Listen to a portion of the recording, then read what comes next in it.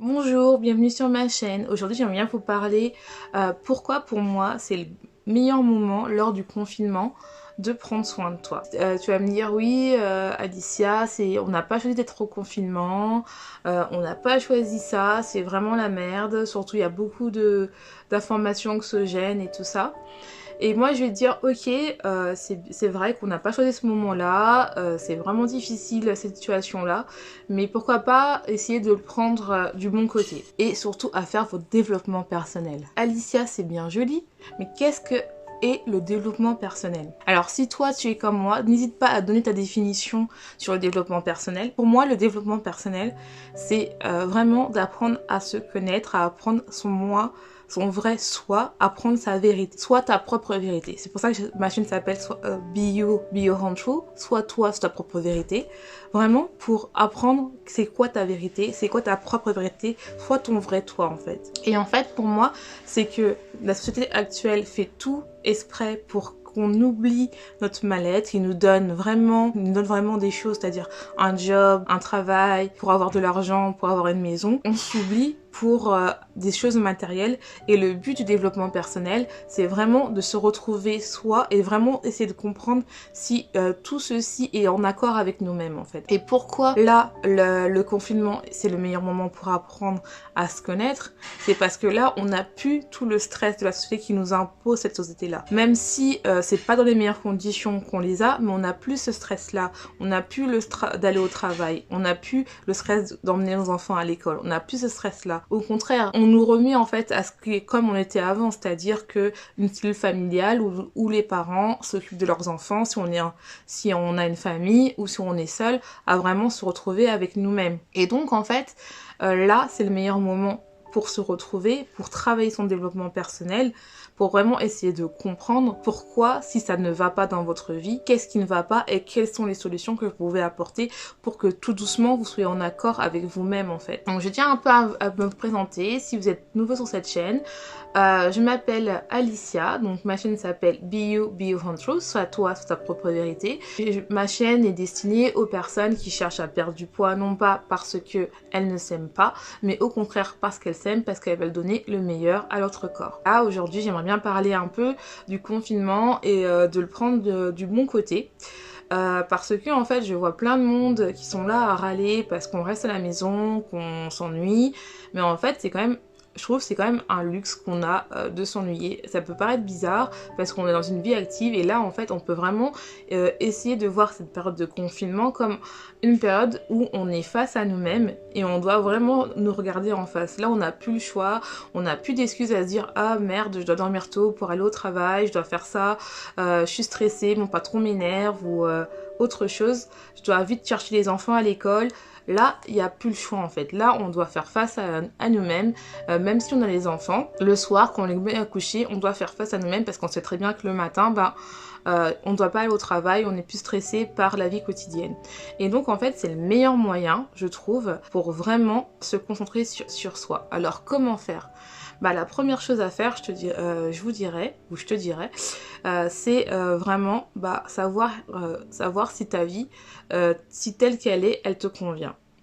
C'est bête à dire, mais généralement, surtout si on veut perdre du poids, il faut vraiment voir si ta vie actuelle te plaît. C'est-à-dire si ton travail te plaît, si ta famille te plaît, si tout va bien. Donc la première chose, c'est de savoir si ta vie te plaît.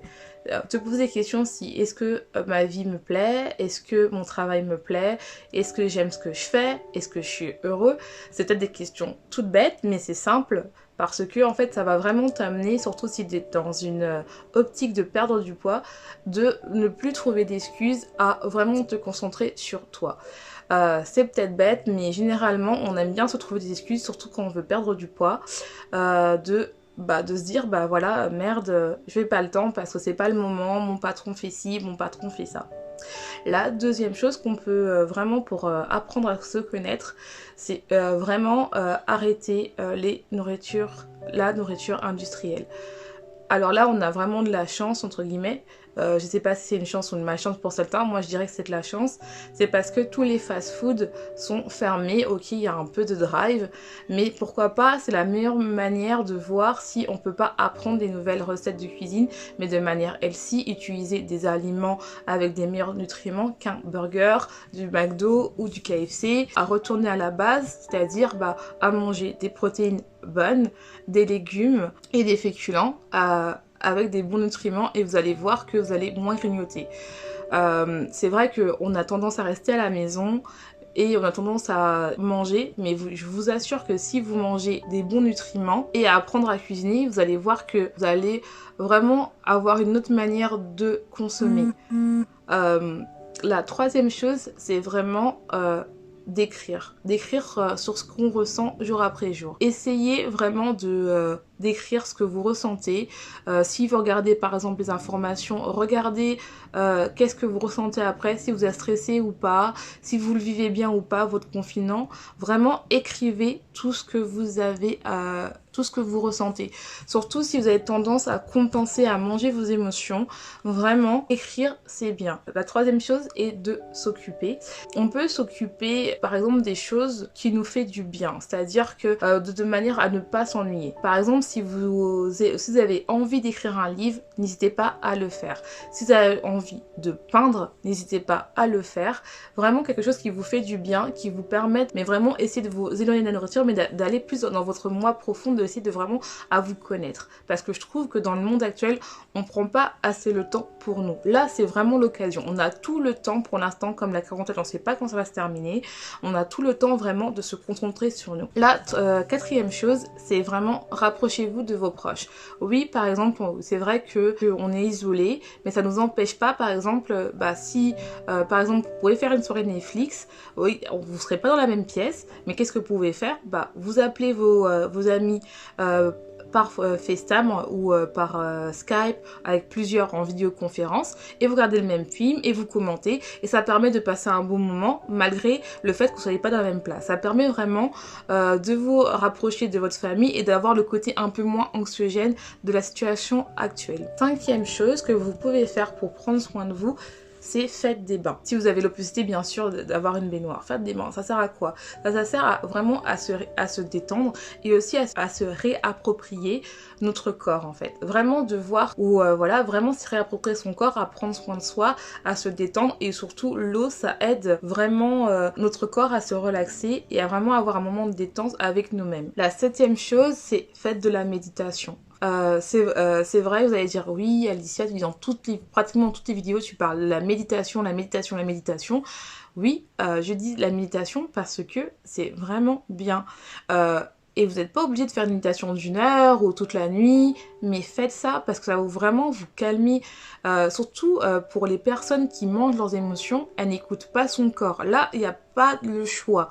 Il faut vraiment apprendre à s'aimer pour perdre du poids. Surtout si vous êtes dans cette situation-là comme moi. Apprenez à vous aimer. Et le meilleur moyen d'apprendre à s'aimer, c'est de se connaître et de rester le plus longtemps possible avec nous-mêmes. Dans notre société, on fait tout pour nous éloigner de nous-mêmes. Tout ce qui est primé, c'est la collectivité, la collectivité, la collectivité. Pour une fois, même si c'est pas dans les conditions les meilleures du monde, on a le choix de vraiment penser à nous et de se concentrer sur nous. Et c'est bien parce que ça va nous permettre vraiment de nous connaître, de connaître nos barrières, de savoir si les relations qu'on a, elles sont saines ou pas. Et vraiment, vous allez voir qu'au fur et à mesure, quand vous connaissez, il y a certaines choses que vous avez acceptées, que vous n'accepterez plus parce que vous savez mettre des barrières. Apprenez à vous aimer. C'est la meilleure. Je sais que c'est dur, c'est surtout pour les personnes qui sont soit hypersensibles, soit qui font des troubles alimentaires ou autres. C'est dur pour vous de vous retrouver face à vous-même, mais je vous jure, ça va vous faire du bien. En se posant ces questions-là, vous allez voir si, en fonction de tel ou tel truc que vous faites, vous allez voir si vos compulsions alimentaires ou si vous refugiez dans la nourriture va diminuer ou pas. La cinquième chose, c'est faites des choses manuel. Par exemple, vous pouvez faire du jardinage, ça peut être très relaxant, vous pouvez faire du bricolage, c'est faire des travaux manuels. pour savoir vraiment avoir un moment où c'est pas votre pensée qui travaille pour vous, ce sont vos gestes, ce sont vos mains. Aussi une gestuelle qui est très important pour se comprendre, pour savoir si on est maladroite ou pas, si on aime ça ou pas. Mais par rapport aux mains, parce qu'on a un langage du corps qui est très important aussi, qui est là aussi pour vraiment se développer, pour développer notre être. Vous allez savoir qu'est-ce que vous aimez, comment dire, vraiment comprendre comment vous fonctionnez en fait, vraiment savoir qu'est-ce que vous faites. Parce que comme j'ai dit dans ma première vidéo que j'ai faite, c'est surtout si vous êtes dans une optique de perte de poids, comme je suis coach en perte de poids, c'est vraiment de prendre conscience qu'il y a un moment dans votre vie où vous avez oublié de vous écouter. Et vous, ça se traduit uniquement parce que en fait, vous traduisez ce manque d'écoute à vous-même par la nourriture, mais vous n'êtes pas anormal. Et donc en fait, pour résoudre ça, il faut vraiment développer votre bien-être. Il faut vraiment apprendre à s'aimer et il faut vraiment apprendre à se connaître. La dernière chose que j'aimerais dire, si vous êtes resté jusqu'au bout, n'hésite pas à liker, à t'abonner si tu n'es pas encore abonné. Faites la 7e chose, c'est faites des séances de gratitude, de remercier pourquoi vous êtes là, qu'est-ce que vous avez, parce qu'il y a des gens qui n'ont rien. Nous, on a de la chance d'être confinés chez nous. Je pense qu'il y a pire dans ce monde. Donc, remerciez ce que vous avez. Et que si vous ne savez pas comment remercier, il existe des livres pour travailler de la gratitude. Et franchement, ça marche très très bien. La dernière chose que je voudrais dire, si vous êtes encore là, n'hésitez pas à vous abonner, à liker, à me donner vos conseils aussi pour qu'est-ce que vous faites pour travailler votre confiance en vous, travailler votre développement personnel et être votre propre vérité. N'hésitez pas, ça peut aider plein de monde. Donc n'hésitez pas, on est là pour échanger, pour vraiment... Donc si tu as aimé cette vidéo, n'hésitez pas à liker, à commenter et on se retrouve pour une prochaine vidéo. Prenez soin de vous. Au revoir.